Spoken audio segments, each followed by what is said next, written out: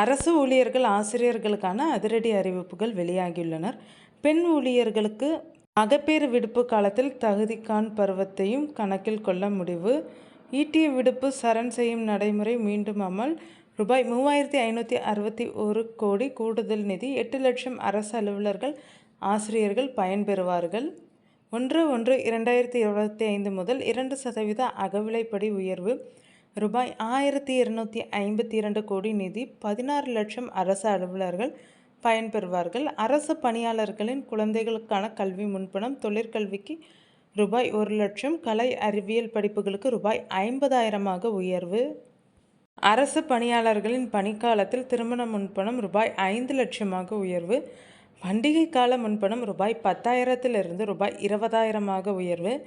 அனைத்து ஓய்வு ஊதியதாரர்களுக்கு பொங்கல் பரிசு தொகை ரூபாய் 500 ரூபாய் 1000 உயர்வு. ரூபாய் 24 கோடி நிதி ஒதுக்கீடு செய்யப்பட்டுள்ளது. 4,71,000 பேருக்கு பயனாக இருக்கும். ஓய்வூதியதாரர்களுக்கு பண்டிகை கால முன்பணம் ரூபாய் 4,000 ரூபாய் 6,000 உயர்வு. இதற்காக ரூபாய் 10 கோடி நிதியில் ஒதுக்கப்பட்டுள்ளது. 52,000 பேருக்கு பயனடைவர். ஓய்வூதிய திட்டங்கள் குறித்து ஆராய குழு செப்டம்பர் 30 அறிக்கை. சட்டப்பேரவையில் மாண்புமிகு தமிழ்நாடு முதலமைச்சர் திரு மு.க. ஸ்டாலின் அறிவித்துள்ளார். கல்வி தொலைக்காட்சியில் அரசு பணி போட்டித் தேர்வுகளுக்கான கட்டணமில்லா பயிற்சி வகுப்புகள் நடைபெறுகிறது. 28/4/2025 முதல் 2/5/2025 வரை. நேரம் காலை 7 மணி முதல் 9 மணி வரை, மாலை 7 மணி முதல் 9 மணி வரை மறு ஒலிபரப்பு செய்யப்படுகிறது. தமிழ்நாடு அரசு பணியாளர் தேர்வாணையம், தமிழ்நாடு சீருடை பணியாளர் தேர்வு வாரியம், ஆசிரியர் தேர்வு வாரியம், பணியாளர் தேர்வாணையம், ரயில்வே தேர்வு வாரியம், வங்கி பணியாளர் தேர்வு நிறுவனம். மேலும் விவரங்களுக்கு திரையில் தெரியும் யூடியூப் சேனல் மற்றும் QR கோடை ஸ்கேன் செய்து தெரிந்து கொள்ளவும்.